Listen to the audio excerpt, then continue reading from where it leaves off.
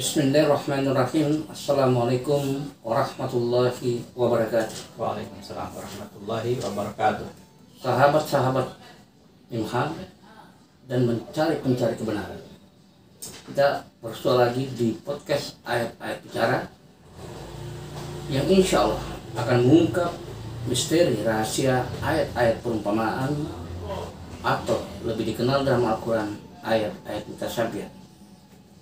Di sisi kiri saya narasumber tetap kita, Bapak Ustaz Lami, berada di samping saya. Assalamualaikum Ustaz. Waalaikumsalam warahmatullahi wabarakatuh. Kemarin edisinya Ustaz itu yang kita bahas tentang apa sih mualaf, terus apa yang murtad, dan ternyata responnya ya alhamdulillah. Artinya ada pemahaman baru di kalangan masyarakat bahwa ternyata yang dimaksud mualaf seperti ini dan yang dimaksud murtad seperti ini. Nah, kemudian kaitannya dengan itu, Ustaz, saya ingin saya ikuti juga di medsos ini, di media sosial, dan yang saya pahami beliau ini sebenarnya saya termasuk ya senang kalau dia berceramah, sebab bagus lah, karena orientasi persatuannya itu luar biasa. Hanya saya sedikit dibingungkan karena ada pernyataannya yang menurut saya mungkin agak sedikit aneh bagi saya, karena dia mengatakan bahwa seakan-akan agama Islam itu adalah belum sempurna.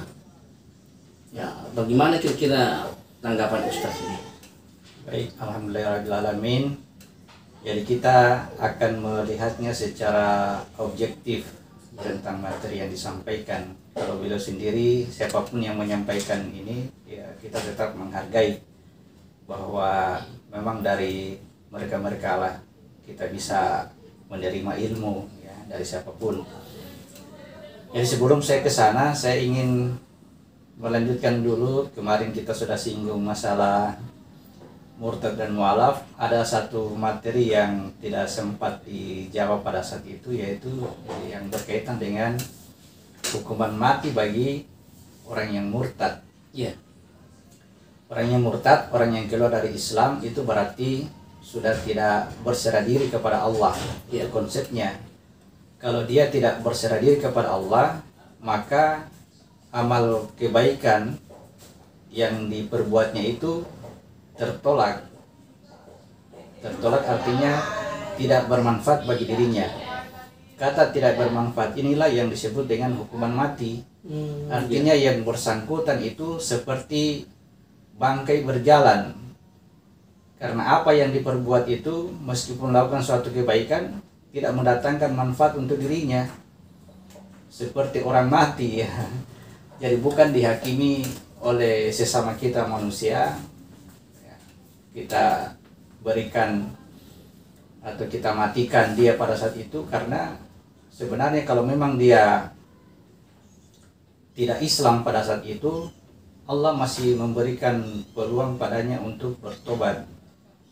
Jadi kalau kita menghukum mati atau membunuh dia, ya sama saja kita mencegah dia untuk bertobat. Padahal tobat dari Allah itu diberi kesempatan kepada yang bersangkutan sampai napas di kerongkongan. Jadi tetap diberikan kesempatan bertobat. Jadi hukuman mati adalah tidak bernilainya seluruh amal perbuatan yang dilakukannya, tidak bernilai bagi dirinya. Berbeda dengan yang berjihad di jalan Allah, mereka itu tidak bisa dianggap mati, mereka itu tetap hidup. Artinya meskipun orangnya sudah tidak ada, misalkan orangnya sudah mati, sudah berpulang, sudah meninggal, itu amal perbuatan yang ditinggalkannya itu masih mendatangkan manfaat bagi dia. Itulah dikatakan dia seakan-akan masih hidup. Nah, makanya dibilang jangan katakan orang yang mati di jalan Allah itu mati, mereka itu hidup. Ya, itu maksudnya. Jadi supaya bisa dipahami, murtad keluar dari Islam saya sudah jelaskan, hukuman matinya sudah. Kemudian pahala bagi orang yang berjihad di jalan Allah sudah. Baik, kembali ke persoalan yang tadi. Sepertinya kalau saya mengamati materi yang disampaikan dengan mengangkat surat Al-Maidah ayat 3, potongan ayatnya dikatakan di situ, al-yauma akmaltu lakum dinakum. Pada hari ini aku telah sempurnakan bagimu agamamu. Dalam hal ini kan inna dina indallah Islam, agama di sisi Allah itu Islam. Jadi kalau disempurnakan agama berarti disempurnakannya Islam. Ya, namun beliau melihat menyampaikan bahwa kata disempurnakannya agama pada saat itu berarti bahwa misi dari Nabi Muhammad itu sudah selesai, tapi ya disebutkan bahwa bukan berarti Islamnya sempurna. Ini perlu digarisbawahi. Itu yang jadi perlu mungkin diurai kembali sebenarnya Islam ini apa ya, supaya kita bisa mengukurnya sempurna atau tidak. Kita kembali kepada penjelasan yang dulu yang pernah kita bahas, bahwa agama itu adalah fitrah penciptanya manusia.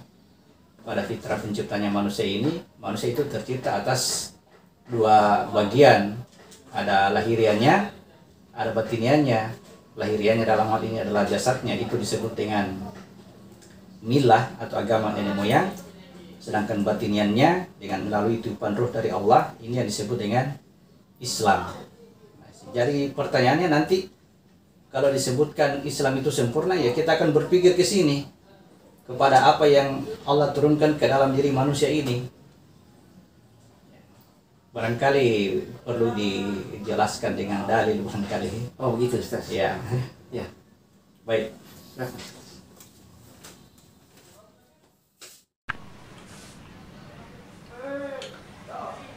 Kita lihat surat 3 ayat 81.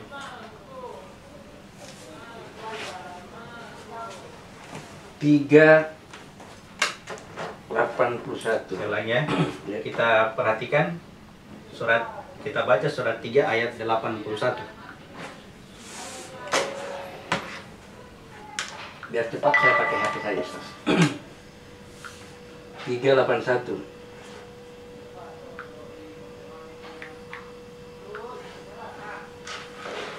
Bismillahirrahmanirrahim. Dan ingatlah ketika Allah mengambil perjanjian dari para nabi, Ya. manakala aku memberikan kitab dan hikmah kepadamu, Ya. lalu datang kepada kamu seorang rasul Ya. yang membenarkan apa yang ada pada kamu. Ya. Niscaya kamu akan sungguh-sungguh beriman kepadanya dan menolongnya. Ya. Allah berfirman, apakah kamu setuju dan menerima perjanjian denganku atas yang demikian itu? Mereka menjawab, kami setuju. Allah berfirman, kalau begitu bersaksilah kamu dan aku menjadi saksi bersama kamu. Ya. Ya. Konsepnya seperti ini. Sebelum nabi-nabi Allah itu diturunkan ke dunia, di alam gaib itu mereka mengambil perjanjian dengan Allah. Allah mengambil perjanjian kepada mereka, para nabi, bahwa apabila datang kepada mereka ini kitab dan hikmah, jadi sudah datang kitab, kemudian sudah datang hikmah, lalu datang rasul, kita tidak ragu di sini adalah Muhammad, tidak diperdebatkan. Ya, datang yang satu ini Muhammad, maka hendaklah kamu, hai para nabi, beriman kepadanya, beriman kepada Muhammad dan menjadi penolong bagi Muhammad. Kita berhenti dulu sampai di sini. Jadi perjanjian yang dilakukan oleh para nabi ini, oleh Allah kepada para nabi ini, itu bukan sesuatu hal yang sia-sia, dalam artian ketika Allah mengatakan kepada para nabi itu bahwa akan datang kitab dan hikmah kepada mereka, memang yang datang adalah kitab dan hikmah. Kemudian datang rasul yang satu ini, datang Muhammad kepada mereka, memang Muhammad itu datang. Ya. Artinya ini bukan perjanjian asal-asalan. Artinya dia berjanji begitu, meskipun dia berjanji Muhammad tidak akan datang juga belakangan, nanti sekian ribu tahun baru datang Muhammad. Tidak. Ketika Nabi itu kedatangan Muhammad, maka dia beriman saat itu, dia beriman kepada Muhammad. Jadi bukan sesudah meninggal ini baru datang Muhammad lalu dia beriman. Apa gunanya? Nah, sudah meninggal, sudah mati. Kalaupun dia beriman pada saat itu Muhammad belum datang, tidak sesuai perjanjian. Karena perjanjiannya kalau datang yang satu ini, Rasul yang satu ini, kamu harus beriman kepadanya dan menolongnya. Jadi para nabi sebelumnya itu, sebelum Muhammad datang, mereka itu adalah menjalankan misinya Muhammad. Menjalankan misinya Muhammad dalam hal ini mereka itu mengajarkan agama dari Allah, namanya Islam. Iya. Tidak ada agama lain yang dibawa pada saat itu, pada ketika nabi-nabi itu diturunkan. Semua mengajarkan Islam, karena itulah misinya Muhammad. Dan syahadatnya, kesaksiannya sama. Para nabi itu syahadatnya sama. Tidak seperti yang disampaikan beberapa pakar kita yang mengatakan bahwa ketika Isa datang, syahadat itu berbunyi, aku bersaksi tiada Tuhan selain Allah dan Isa adalah utusannya. Tidak seperti itu. Atau ketika Musa, aku bersaksi tiada Tuhan selain Allah dan Musa adalah utusannya. Tidak seperti itu. Itu namanya melanggar perjanjian sebelumnya. Jadi para nabi itu syahadatnya sama, aku bersaksi tiada Tuhan selain Allah dan Muhammad adalah utusannya.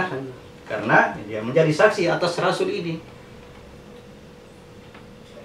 Seandainya di bahasa Arab kan, asyhadu an la ilaha illallah wa asyhadu anna Muhammadar Rasulullah. Kalau di bahasa Arab kan, pada saat itu nabi-nabi turun belum berbahasa Arab. Jadi bagaimana kesaksiannya? Kesaksiannya itu bukan hanya ngomong, bukan hanya ucapan. Mereka teraplikasi dalam perbuatannya.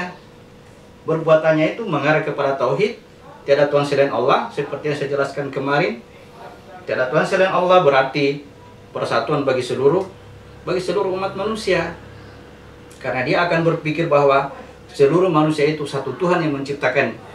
Satu Tuhan yang menciptakan ini.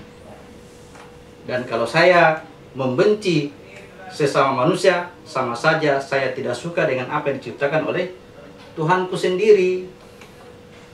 Jadi kalau Tuhan satu, pasti hubungan dengan manusia itu pasti akan mengarah kepada persatuan.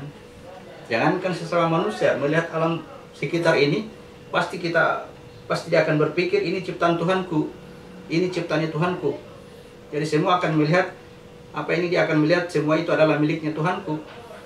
Dan berlaku lah itu bahwa semua yang diciptakan Tuhan tidak ada yang sia-sia. Menurut dia Ya. harus dia pahami seperti itu. Harus dia paham. Kalau belum berarti tauhidnya belum selesai, masih digali lagi sampai sejauh mana pengetahuannya tentang tauhid itu. Iya. Jadi kembali kesaksiannya tadi bahwa para nabi ini bersaksi bahwa Muhammad itu adalah utusan Allah. Ya, sekarang kan pertanyaannya, apakah ketika Nabi Ibrahim datang, Muhammad itu datang? Ya. Pasti datang. Silakan. Karena kalau tidak datang berarti ayat ini Keliru. melakukan perjanjian yang sia-sia. Ya. Ya, Tuhan itu mustahil melakukan yang sia-sia. Hanya mungkin karena memaknai orang itu yang barangkali Pemaknanya pemahaman ini pemahaman yang sulit kita tafsiran. pahami. Bagaimana kita bisa mengatakan bahwa pada saat Adam datang Muhammad itu datang, Nah, ini yang pada saat Idris datang Muhammad itu ada, pada saat Ibrahim datang Muhammad ada, pada saat Musa datang Muhammad itu ada. Ya. Ini yang sulit dipahami secara mata kasat kita, secara pandangan mata atau pendengaran telinga kita.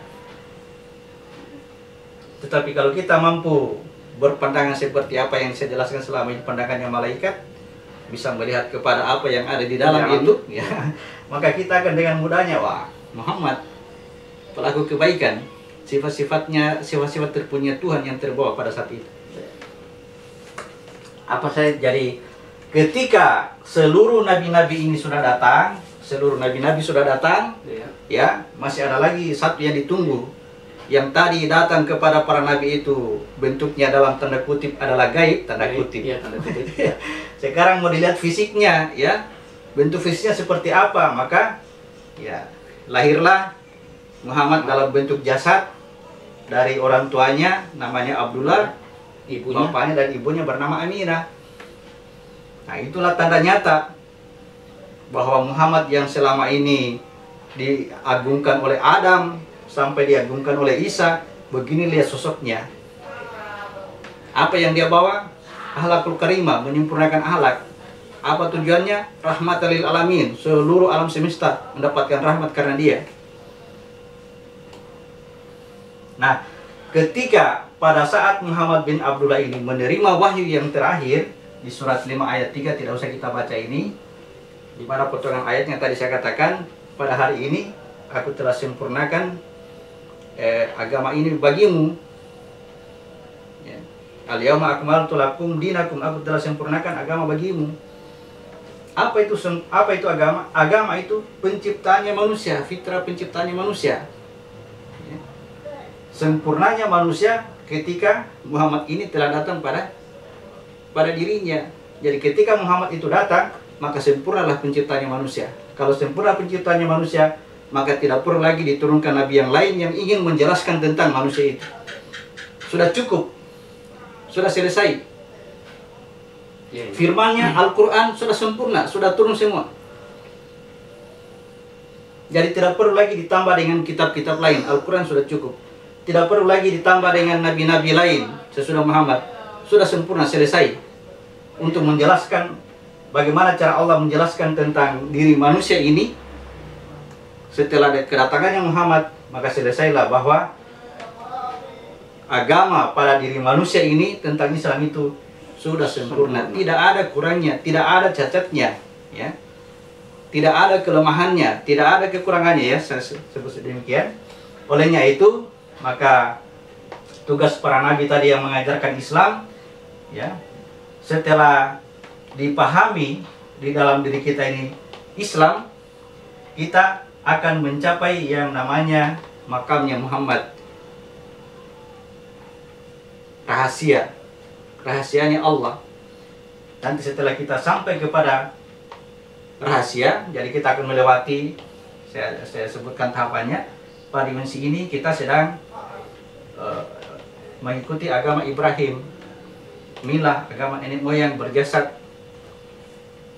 Pada dimensi ini, dimensi jiwa, kita mengikuti ajarannya Musa dengan Tauratnya berisi syariat Islam. Pada dimensi ruh, kita akan mengikuti ajarannya Isa sebagai hakikat diri. Pada dimensi ini, inilah nilai manusia yang sebenarnya yang diberitakan oleh para nabi tadi, yang menjadi saksi, yang disaksikan oleh para nabi.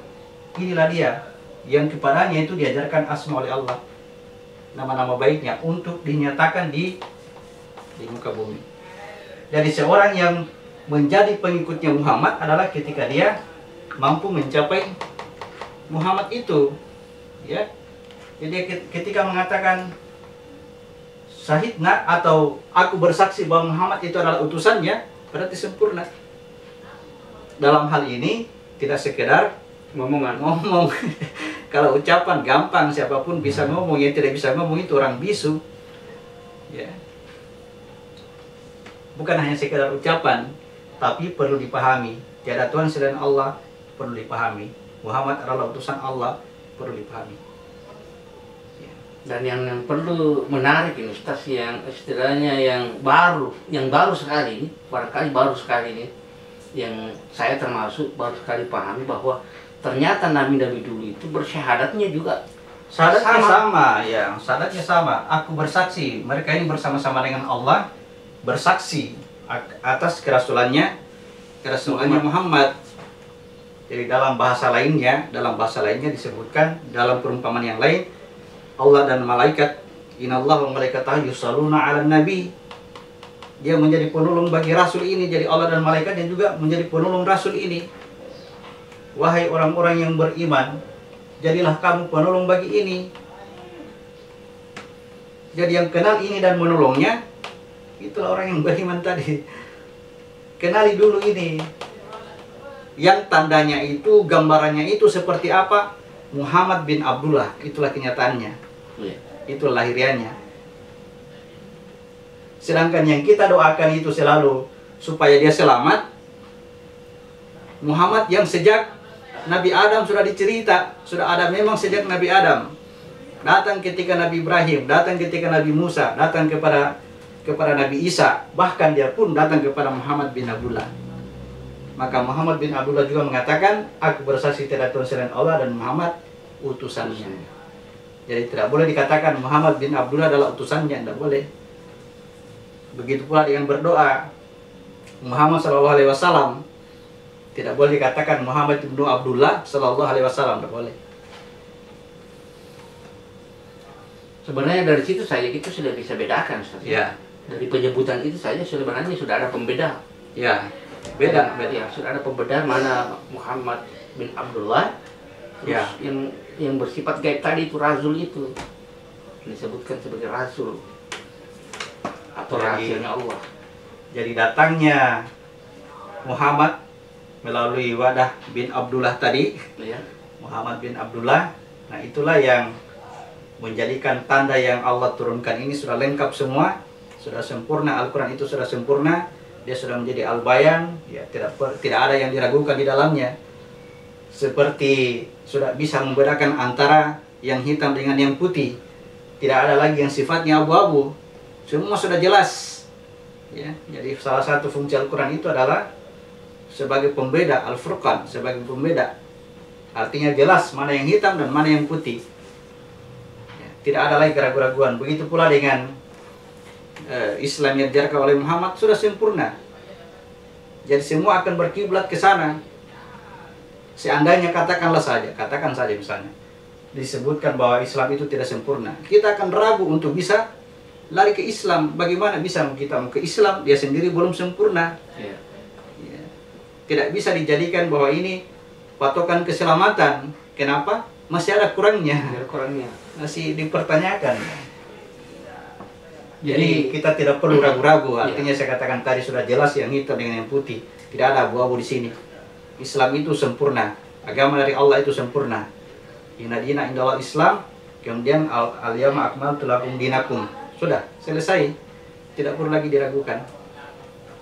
Jadi ya barangkali ini bukan semacam ini, tapi bukan semacam bantahan ya.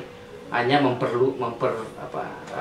memperbaiki kekeliruan barangkali, karena Ya. ini sebenarnya memang tipis Ya. sekali, tapi maknanya itu bisa berakibat fatal karena Ya. seakan-akan bahwa agama Islam itu belum sempurna.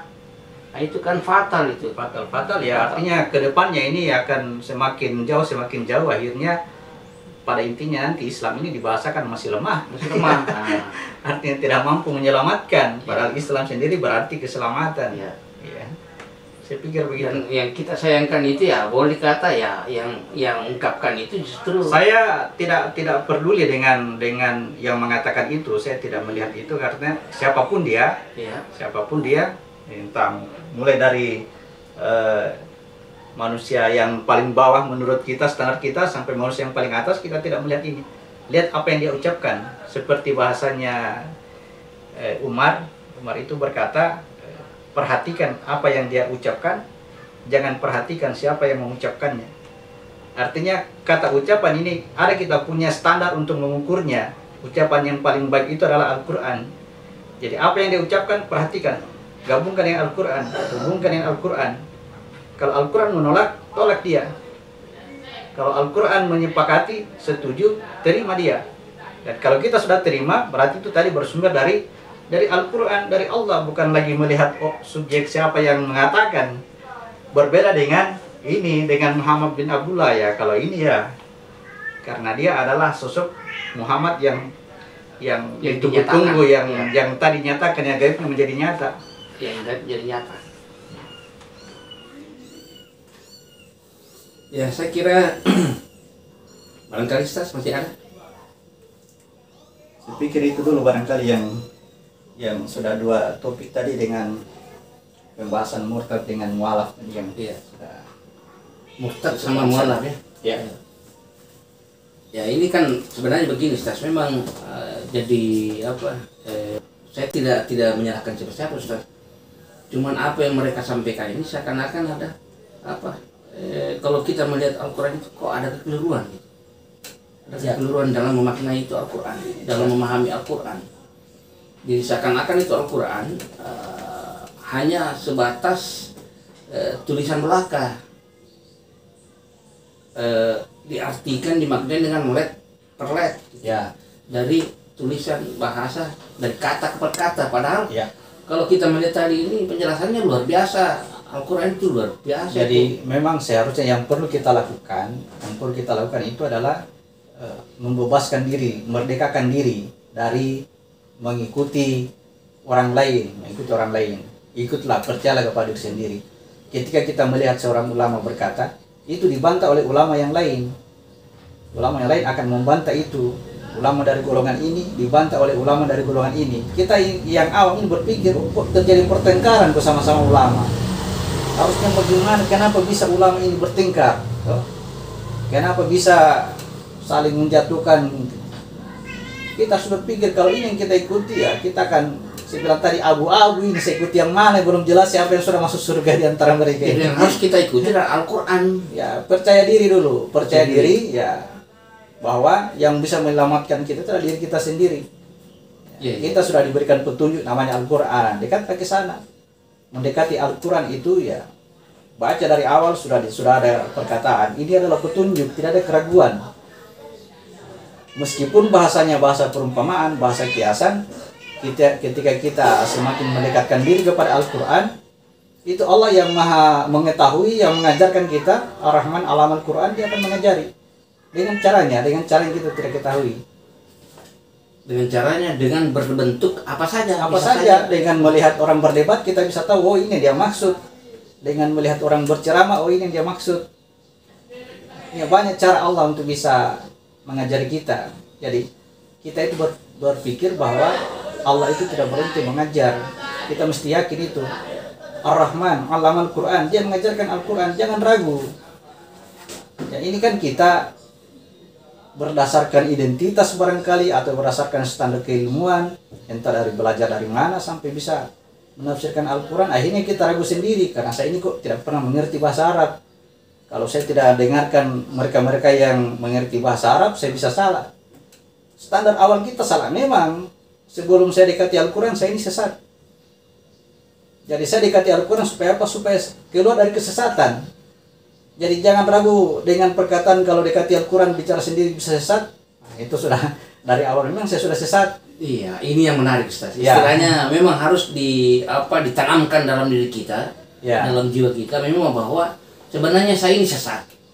Karena sesatnya itulah sehingga dekati Al-Quran untuk mendapatkan petunjuk. Bukan sebaliknya. Kalau kita berangkat dari keadaan tidak sesat, lalu mendekati Al-Quran, ya Allah juga bagaimana bisa diberi petunjuk. Sendiri merasa sudah beriman, sudah mendapat petunjuk, sudah berilmu, sudah berada di jalan yang benar. Ya. Jadi memang itu istilahnya, memang ini orang dulu ini yang sampaikan saya, orang-orang bijak itu sampaikan sama saya. Sebenarnya itu katanya, Tuhan itu lebih suka kalau kau mengakui diri sebagai orang yang sesat daripada mengakui diri sebagai orang yang beriman. Bagaimana itu? Ya, seharusnya seperti itu, karena itu tadi wa wajadaka dhalan fahada. Ketika Allah melihat kita dalam kondisi kita ini sesat ini, lalu dia berpetunjuk. Jadi bagaimana Allah melihat kita sesat? Ya, kita dulu melihat diri kita dulu. Lihat dulu diri kita. Kalau kita posisikan diri kita tadi sebagai orang yang sesat atau orang yang tidak berilmu, maka Allah kasih petunjuk, Allah kasih berilmu. Jadi yang membuat sulitnya masuk hidayah Allah, sulitnya masuk pengetahuan dari Allah, karena kita sudah mempatuk diri kita, saya sudah berilmu, saya sudah mengetahui, saya sudah berada di jalan yang benar. Karena apa? Karena faktanya saya sudah belajar ini, saya sudah tahu tentang ini. Wah, apalagi punya gelar-gelar, wah. Ya. Saya pikir ini saya sudah banyak sekali mengetahui tentang agama karena saya sudah S3 dalam bidang agama. Nah, ini sulit untuk dapat petunjuk. Sulit. Lebih bagus yang awam, tidak tahu menahu, datang kepada Al-Quran, ya Allah apa maksudmu ini ya Allah. Nah, ini Tuhan dengar, ini orang pencari ini. Jadi barangkali untuk di sini tas malam ini kita sudahi, tapi sebelumnya itu saya mau sampaikan kepada sahabat-sahabat Mimha yang di luar sana bahwa tentang ungkapan bahwa agama Islam itu belum sempurna kini sudah dijelaskan.